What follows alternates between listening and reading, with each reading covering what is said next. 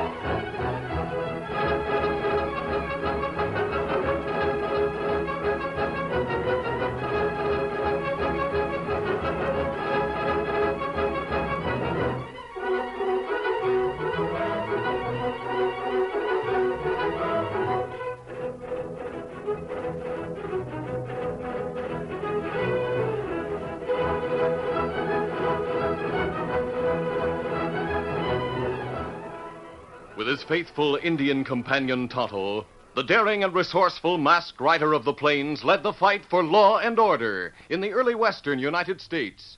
Nowhere in the pages of history can one find a greater champion of justice. Return with us now to those thrilling days of yesteryear. From out of the past come the thundering hoofbeats of the great horse Silver. The Lone Ranger rides again. Come on, Silver. Let's go, big fellow. I'll Silver! Away!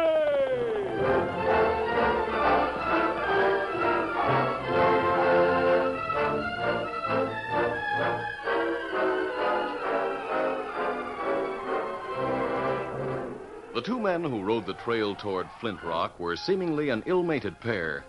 Barry Allen, the younger of the two, was a quiet type of man, while his companion, Alabama Bates, heavy-set and jovial-looking, talked incessantly, in spite of the fact that a good deal of his drawling conversation was unheeded by the man who rode at his side. Yep, like I was telling you the other day, Barry, you ought to have something planned for your future.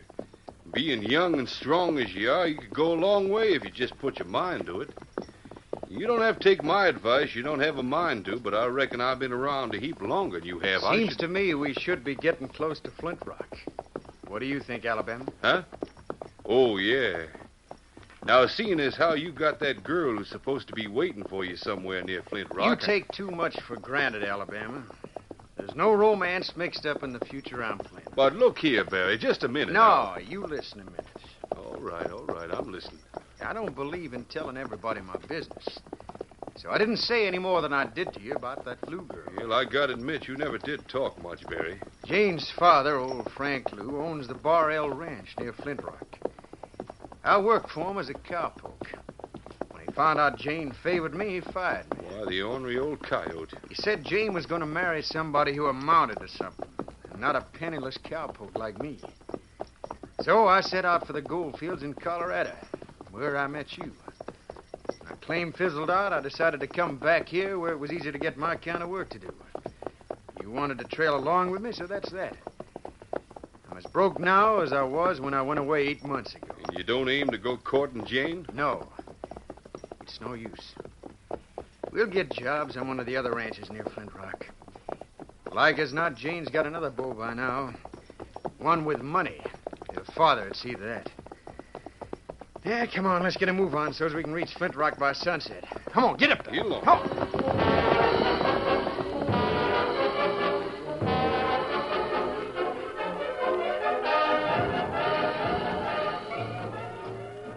Frank Lou, Jane's father, was a widower and a well-to-do rancher. One evening, he entered the ranch house and... Hi, Jane. Supper will be ready soon, Dad. Good, I'm plenty hungry. Have you and Harvey Evans set a date yet, Jane? Set a date? You're rather rushing things, Dad. I haven't promised to marry Harvey yet. Well, it's about time you did. He's been coming to see you right steady lately. Yes, I know. Oh, I like Harvey, but Harvey's got a nice ranch of his own and money in the bank. I'd like to see you married to someone like him. But there's lots of time for that. I want to be sure before I marry anyone, Dad. Well, you said you liked him a minute ago. Yes, but liking and being in love are two different things. Oh, fiddlesticks. You thought you were in love with that no-good cowpoke, Barry Allen. Where would you have been if you'd married him? Let's not talk about Barry, Dad. Someday you might have reason to change your mind about him. Not a chance. If you mean you think he'll make a strike up north and come back rich, you're mistaken. How can you be so certain? I'll tell you how. Because he is back and broke as ever. And working with a friend that came back with him over at the Allison Ranch. Got in several days ago. Barry's back? Are you sure? Yep. Allison told me himself that Barry was working at his ranch. And what's more, I saw the young upstart going into the cafe in town with that friend of his yesterday. I see. But you can forget about him. Harvey Evans is the right sort of fellow for you. He'd be coming here to see you tonight. Told me to tell you. Now, let's have supper. I'm starving. What? I don't want to eat right now. And when Harvey comes, please tell him I have a headache and can't see him tonight. Still thinking about that Barry Allen. It'll be up to Harvey to see that she forgets about that no-good Waddy once and for all.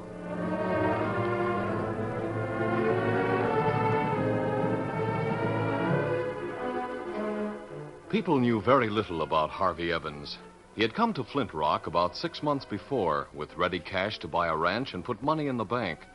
The ranch had seemingly prospered from the beginning. Outside of cultivating a friendship with Frank Lou and Jane, Harvey kept pretty much to himself. That night, after learning that Jane wouldn't see him and after a talk with her father, Harvey Evans rode to his ranch. Putting his horse away, he called his foreman Blackie into the ranch house for a talk. Come in. Come on in. Sit down, Blackie. What's the matter, Harvey? You look sore about something. I am sore. Jane Lou wouldn't see me tonight. She said she had a headache. Well, maybe she did. She didn't have until her old man told her that cowpokes used to go with Barry Allen in his back, working at the Allison Ranch. So that's it. And from what I heard, she used to be in love with him. So you sure do have something to worry about. You shut up. With Allen out of the way, I could have soon persuaded Jane to marry me, since her father's all for it. He's the richest rancher in this territory, and Jane's his only daughter. If I can get to marry Jane... I suppose the old man might have an accident before long if you did, and then you'd be in the money, eh? Maybe. But with that cowpoke Barry Allen back here... I saw him in town with a friend of his. Hombre he calls Alabama. Yeah, I know. Well, what are you planning to do, Harvey? I want you to go to town and bring Tex out here from the cafe where he works. He's got a drawl sort of like that Alabama uses. I got to look at him and Barry Allen both in town. And when you both get back here, we'll figure out a plan. I'll get your horse and see if you can find Tex. I'll be waiting for you to get back.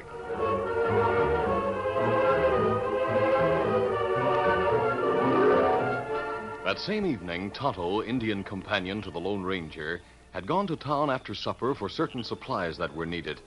He returned to the camp they shared in the hills near Flint Rock and dismounted. Oh, Scout, ho, fella. Easy, Scout. Easy, fella.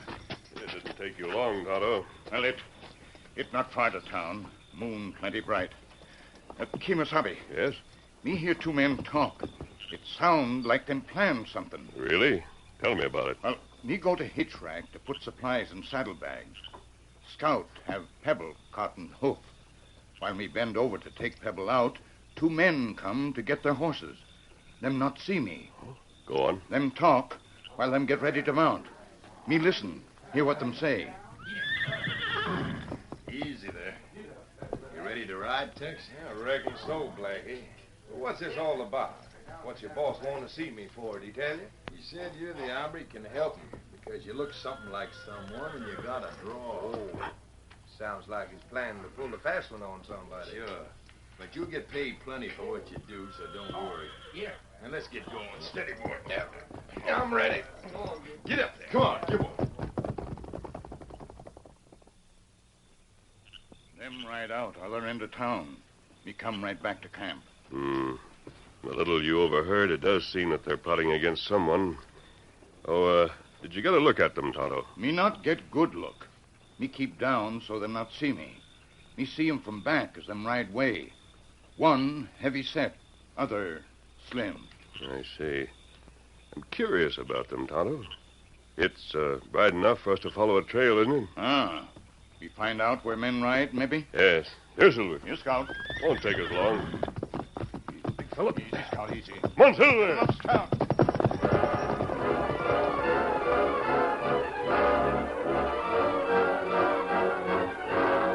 An hour later, after finding the trail left by Blackie and Tex, the Lone Ranger and Tonto reined to a stop at the entrance to Harvey Evans' ranch. Oh, Silver, old fella.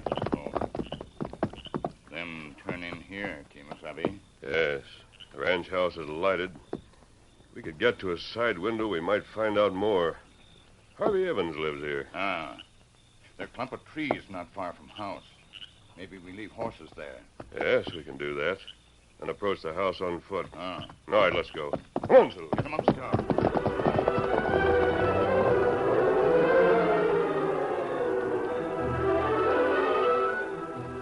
A few minutes later, the masked man and Indian had left their horses in the clump of trees and were moving cautiously toward a side window of the house. You'll have to be careful, Tonto. Ah. Wait. Some cowboys come from bunkhouse. Yes, and in this bright moonlight, they might...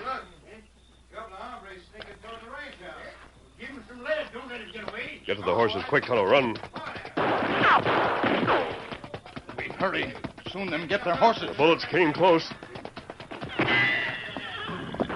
All right, here we are. Hurry. Easy, big fella. Easy, Scout, easy. Come on, through there. Scout.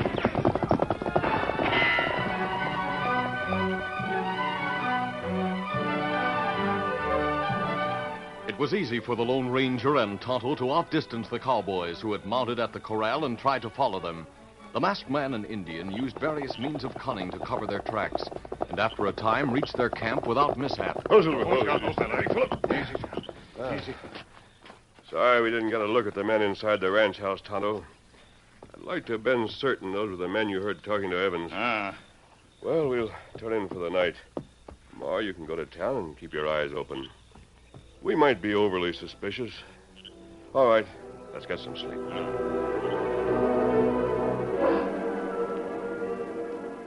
Meantime, at Evans' ranch, Harvey Evans was inside with Blackie and Tex. For a time, they discussed the excitement that had taken place a short time before. Who do you think it was the men saw snooping outside? That's just what I'd like to know. Blackie, you weren't talking too much in town, were you? No, nobody heard me speak to Tex at all. Guess it might have been somebody thinking they could pull a robbery here, Harvey. The cowpoke said one of them was masked. They had horses waiting in the trees and that they hightailed it away as soon as the shooting started. Yeah, and whoever they were plenty scared, seems like. They didn't wait to pull their guns, just hit leather and beat it. Well, they got away, and that's that. Let's get back to what we were talking about. Yeah. Now, what's the plan? Just this. Like I've already told you, that hombre Barry Allen, along with his friend Alabama, is riding the range for Allison tonight. Now, at dawn, you and Blackie, wearing bandanas over part of your faces, pull that job I told you about. Blackie's slim like Barry, and you're heavy set like Alabama. Uh-huh. You want folks to think we're them, Yeah. And be sure to mention their names. You know, you call Blackie Barry, and him call you Alabama. It'll be easy. After that, cover your tracks and come back here. I'll be in town to get the reaction, and to play up that it was them two now, you see? Yeah. Besides, we ought to get plenty of money out of that job. That's right. And it'll be split 3 ways. Now, do this right, both of you. After tomorrow, Barry Allen won't ever have a chance to come between me and Jane Lou. He'll be done for, and plenty.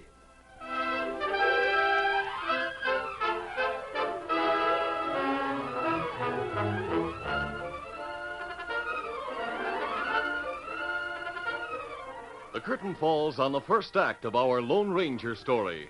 Before the next exciting scenes, please permit us to pause for just a few moments.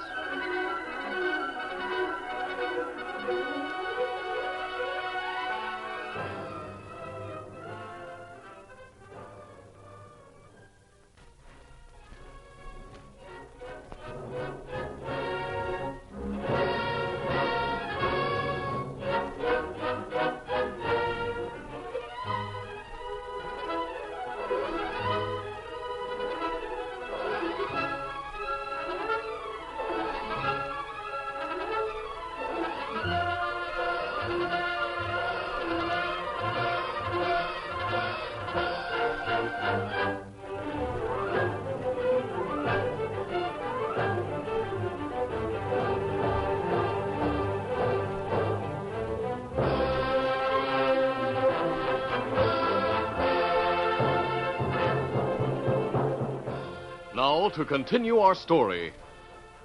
The following morning at dawn, Tex and Blackie waited behind some large boulders a few miles out from Flint Rock.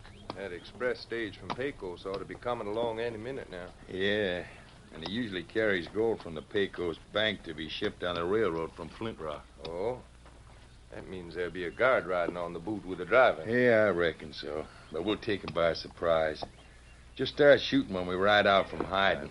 Hey, listen. I think I hear it coming now. Yeah. Face that handkerchief on your face so they won't recognize us. I'm ready. And be sure to call me Barry, and I'll call you Alabama. Now, let's mount. Steady, boy. You're getting close. All right. Let's go and start throwing lead right away. Get up! Get up!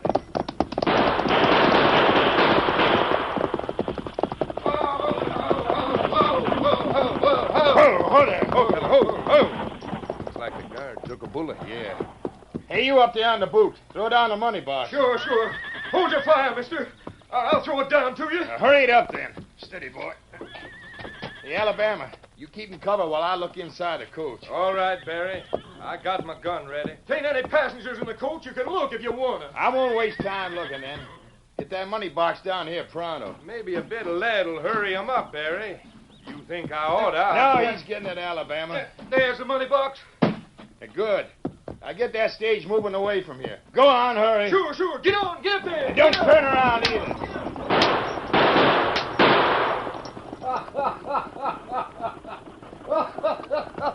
Oh, he's sure scared stiff, Blackie. Look at him go. Yeah, he was afraid he'd get shot like the guard. Well, let's get the money box and head back to the ranch.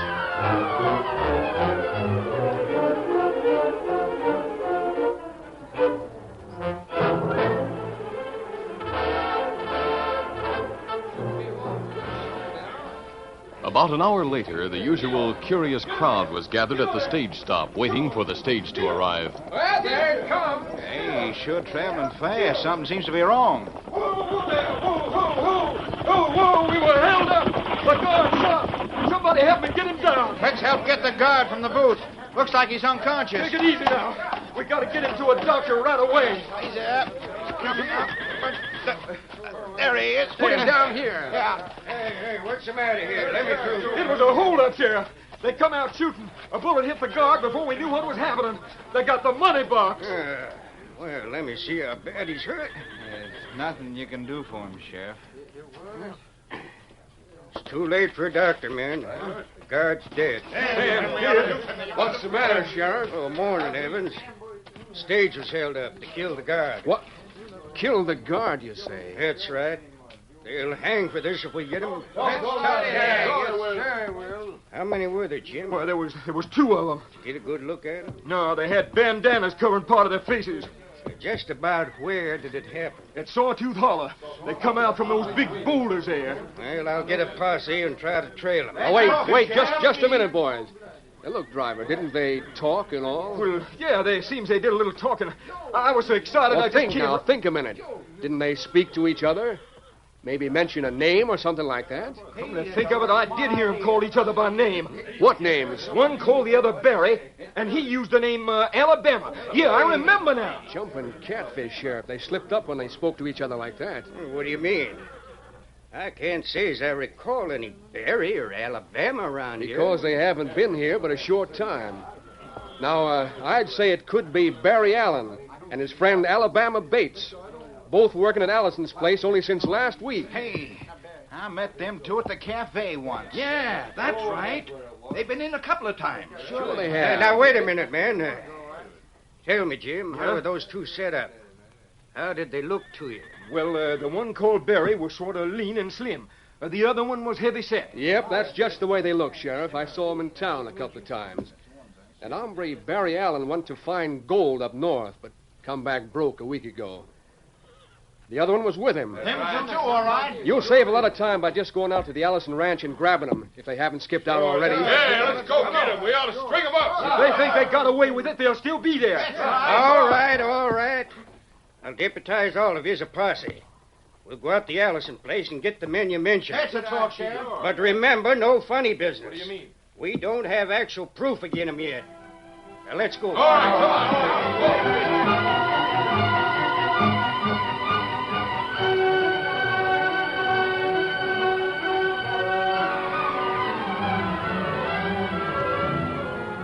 A short time later, Tonto, who had been in town and who had seen and heard everything that happened, reined to a stop at the camp where the Lone Ranger was waiting. Tonto told the masked man what had taken place. Evans seemed certain the outlaws had used names at the time of the holdup. Strange, too, that he was in town so early. That's right. Now them get young Barry Allen, friend. Crowd plenty mean. For the time being, the sheriff will protect them. Here, Silver. Where we go? We'll ride to the place where the stage was stopped, Tonto. Then we'll try to pick up the trail of those killers and follow it. Steady, big fella, easy. Let's hurry. There's no time to lose. That's right. Come on, Silver. Let's start.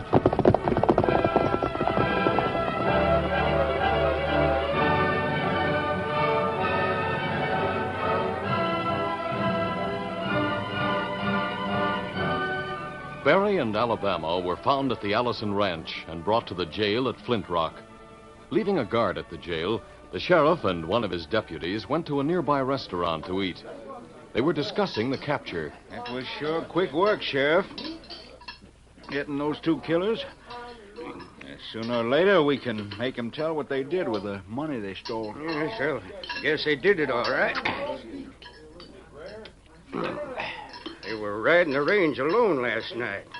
They could have had time to go wait for the stage without anyone being the wiser. They swore they just got in from the range when we found them at Allison's bunkhouse. But they fit the description the driver gave, and they got the names he heard him say.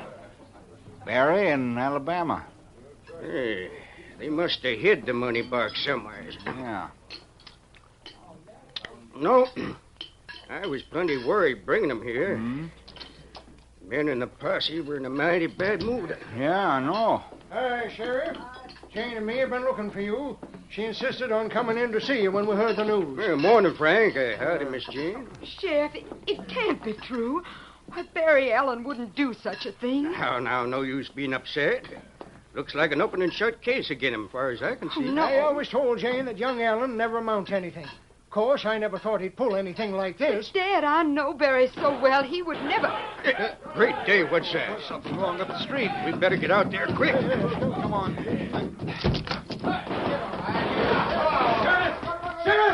Sheriff, the crowd broke into the jail. They got the two prisoners, and they're fixing to lynch them. Stop them! Don't let them do it, Sheriff! Come on, let's go. Hurry up. Here comes the sheriff. He'll try to stop us. Too late for that. Now we got him, and we'll hang him. Wait, hold on there. Let me through here. Sheriff, through here. Look out there. Let him through. Sheriff, don't let him hang us. We didn't do it. I swear we didn't. Take it easy, Barry. If this is it, I reckon we gotta face it. Barry? Oh, Barry. Jane, you believe me, don't you? We didn't hold up that stage, honest. Jane, you're coming away from here with me. Come along. Dad, do something. Now, hold on, all of you. I'm sheriff here. First one that starts any hanging will get a bullet. Wait, take it easy, Sheriff. I've got a gun at your back. He says you aren't going to interfere. That's it, Now, Barry. see I here. mean what I said, Sheriff. I'll take your guns. Now, you stand to one side. All right, boys, go on with your plan. Here are the ropes. We can string them up on this tree here. Get busy, man. No, wait. You can't do this. Come on, boy. Can't. Look, a masked hombre and an Indian. Come on, you two. All right. Hey, who are those two hombres the masked man and the Indian are herding in here? Why, those tied-up men are Tex and Blackie. Come in here. What's this all about, anyway? Now listen to me, all of you. You and that Indian reach, and reach fast, mister. All right. If you will listen a minute, I'll Keep prove him you're... covered, men, and don't listen to him. Let's hear what the masked man has to say. Those men you have there are innocent. We can prove that the two killers are the men we have here with us. Why, that's a lie. I won't let you interfere. No, you won't. My wrist. Did you see that quick draw? Well, Evans asked for it. Well, let's listen to what he has to say. These two men are the killers. The money they took from the stage money box is in their saddlebags. But how can I know you're telling the truth, stranger? Maybe you and the Indian are Did just you try to follow the trail of the outlaws from the place where the stage was held up, Sheriff? Well, no. We followed that trail. My wrist. No, they tried to cover it up by riding a mile or two in the creek. My Indian friend picked it up again. And it led to the Evans Ranch. You can go check on that yourself. Oh, that's not true. Anyhow, I don't know anything about it. I was in town early this morning. Yes, you were here. To be sure, the driver gave certain information. that would lead the sheriff to Barry Allen and his friends. Aye, Thunder. Evans did sort of do the questioning that got the driver to identify those two as the outlaws. Somebody go see if the money's no saddlebag. I'll see. Yep, it's here, all right. Last night, 2 men were overheard saying that someone wanted them to pose as someone else. We trailed them to Evans' ranch. Evans was the one who put us up to it. He's to blame as much as we are. Barry's in his way with Jane Lou. And he even figured on killing off her old man to get his money after he married Jane. And that's the truth. Let me through here. Yeah. So you planned all that, eh, Evans? If that wrist of yours wasn't hurt... Oh, wait, let me explain. Listen, Jane, You crook. Oh, Dad, I knew Barry wouldn't do such a thing. You almost signed your own death warrant by wanting me to marry Evans instead of Barry Allen, and just for money. Yes, Mr. Lou. Think that over for a while. Maybe now you'll forget about wanting your daughter to marry for money. Perhaps you'll see Barry in a different light. Let's go, Tonto. We'll be on our way now. Easy, All right, Ben. Release them 2 fellas, Barry and his friend. And get those ornery crooks, Evans, Blackie, and Tex, to the jailhouse. That masked man showed them up for what they are. Hey, easy, Sheriff, you know. How come you let that masked hombre ride away? Well, I've been thinking. Heard him call that horse Silver, the Indian Tonto. And then, with that mask and all, well, I figured out that he's the Lone Ranger. Lone Ranger?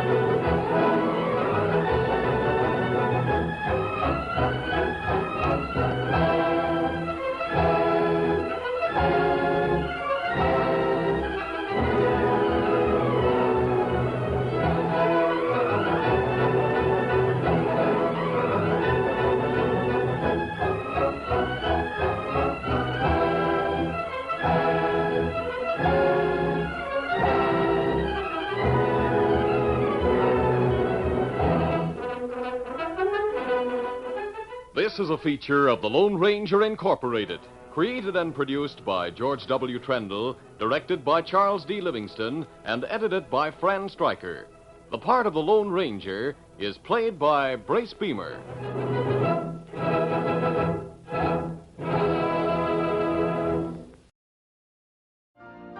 You've been listening to the OTR Gold Network. Find more classic radio at otrgold.com.